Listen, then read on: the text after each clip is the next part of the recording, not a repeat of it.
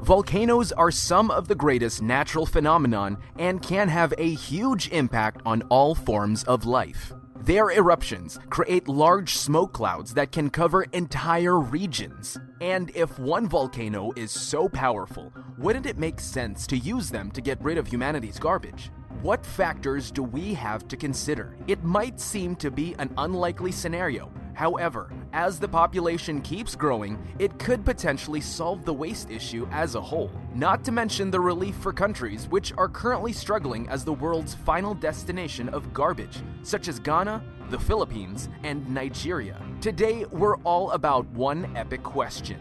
What if we dumped world's garbage into volcanoes? On a side note, we would really appreciate it if you subscribe to our channel and leave a like for our very first video. If you happen to enjoy the content, hit the notification bell and we will keep you updated with the very best content. You can also comment suggestions for future topics down below. So, let's get started.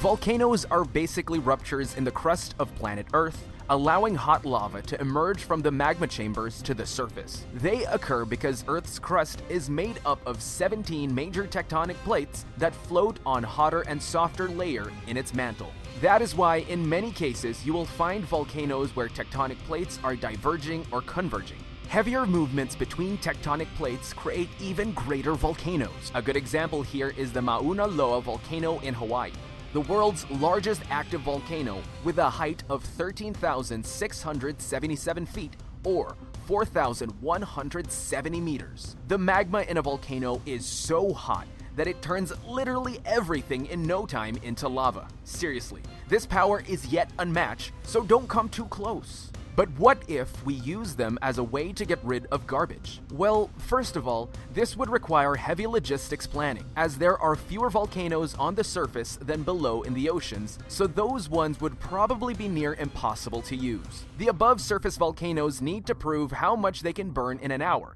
in order to calculate their hourly burning volume. After that, you would have to figure out how to divide the garbage to all active volcanoes. You can either go by a group of countries. Let's say North America gets Mauna Loa in Hawaii, Europe Mount Etna in Italy, or divide the garbage on the type of waste and assign metal, plastic, and toxic waste to different volcanoes. Pretty straightforward, isn't it? That would be nice, but in order to get our trash to the volcanoes, we would need to build a steady belt to transport everything from the foot of the volcano to the top and throw it in. And that belt would constantly be hostile to volcano eruptions, which might happen from time to time, making it an uncertain solution to the matter. Moreover, we know just too little on how toxic garbage dissolves in lava, and if it could impair human life. Just imagine a volcano like Mount Etna would suddenly erupt and rain down as toxic hell for the inhabitants of the beautiful Italian island. Trust me, you don't want to be there. There is also the question of traffic that will occur in such a scenario. Constant flow of big cargo ships need to go in and out of close-by harbors, creating additional problems in infrastructure and increasing air pollution,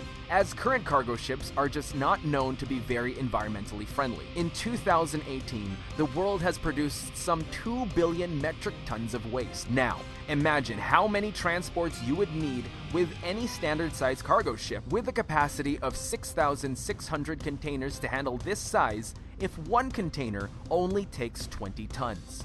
Guessed it? More than 15,000. What an insane number. As you can see, dumping our garbage into volcanoes creates quite a few obstacles that aren't easy to overcome. In the end, we might pollute our planet even more than as of right now. Seems like everything is staying the same after all, but who knows? We might come up with a better idea in the future to tackle the waste problem, one that has potentially less downsides. With that being said, thank you for watching. See you next time.